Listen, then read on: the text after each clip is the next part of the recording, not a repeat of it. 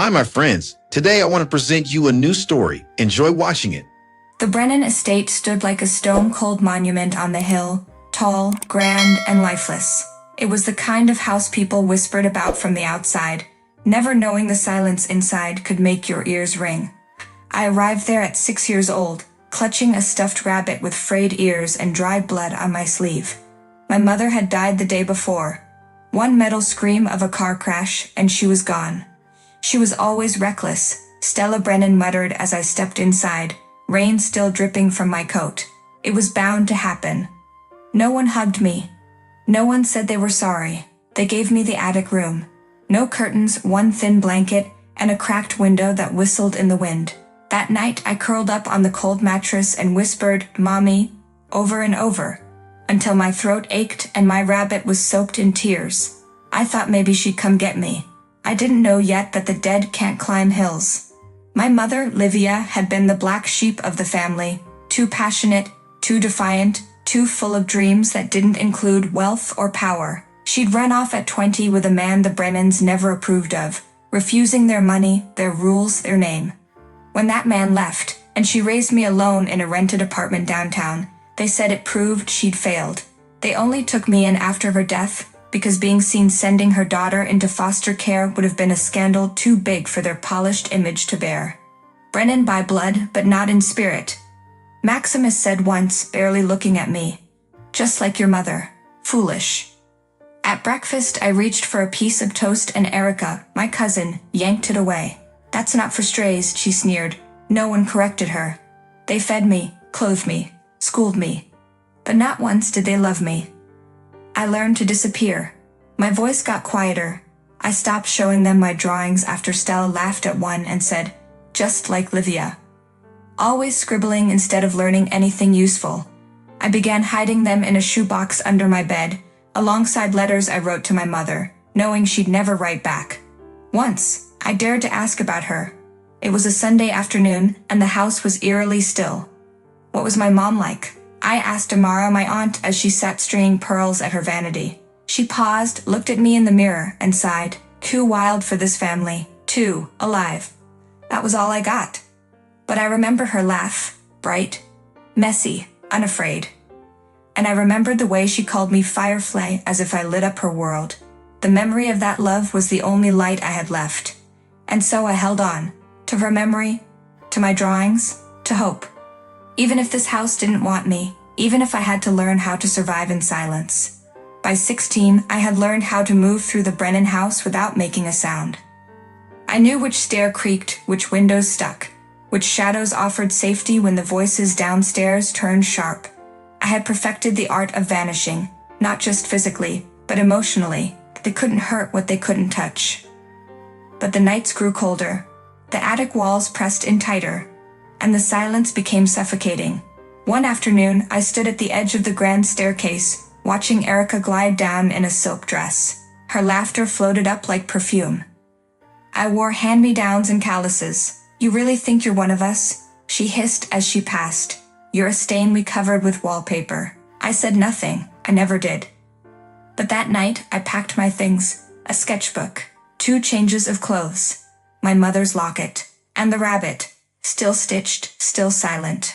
I crept past Stella's room, heard her snoring. Maximus's study door was closed, his old jazz records murmuring. The house was asleep, dreaming of its own importance. The front door was heavy, it groaned. My heart stopped. A voice behind me. "Kelly?" Amara stood in her robe, eyes soft and rimmed with guilt. "You don't have to go." I looked at her, really looked. She had always watched me like she wanted to say something but never did. "Yes," I said. "I do." She reached into her pocket and handed me a folded bill. "Then take this, please." I didn't thank her, I couldn't, but I took it. And I left. The city swallowed me whole. Its noise, its hunger, its indifference. I slept in libraries, sketched faces on napkins for coins.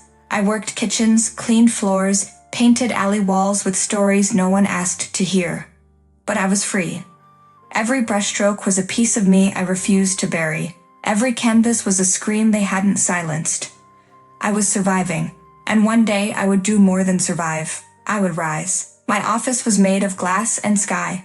Fifth Avenue below shimmered like a river of gold. My assistant buzzed in through the intercom.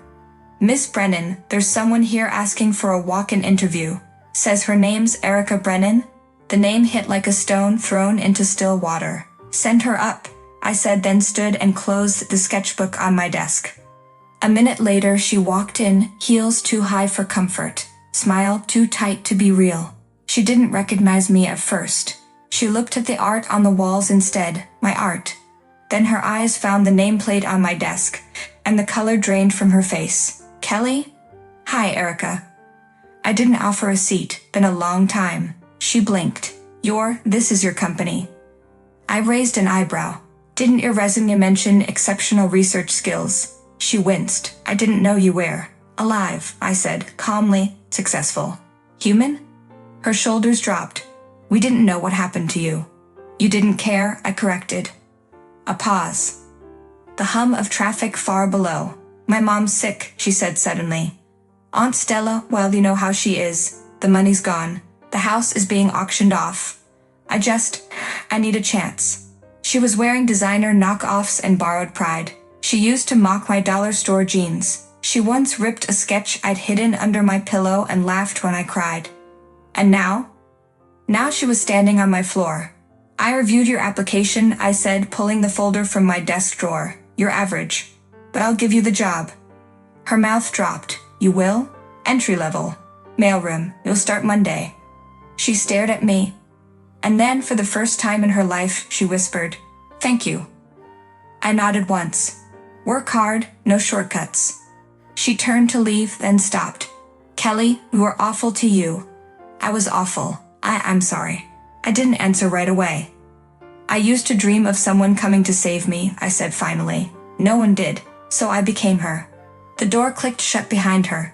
I sank into my chair, heart heavy, but not broken. That girl in the attic was gone. She had built her own house. At first, Erica played the role well, quiet, eager, careful. She wore humility like a new coat, stiff and borrowed, but it fooled most. Not me. By week 3, I heard the whispers.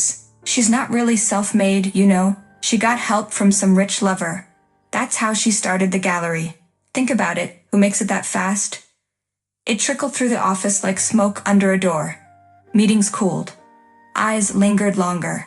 Someone accidentally left a blog post open on the break room screen. The myth of the muse, Kelly Brennan's rise and the men who made it possible. I knew the voice behind the curtain. I'd grown up with it. I used to cry into the attic sheets while it laughed from the hallway. This time I didn't cry. "Bring me Erica," I told my assistant. She entered, still smug under that sweet facade. "You wanted to see me?" I stood. "I know what you've been saying." Her brows lifted, all innocent. "Excuse me. You've been busy," I said, laying printed screenshots on the table. Anonymous comments. Leaked gossip. Misinformation. You thought I wouldn't trace it. Her silence was confession. "I gave you a job," I continued. "I gave you dignity, and you tried to steal mine." Her mask fell. "You don't deserve this empire. You were a nobody. A charity case. My mother.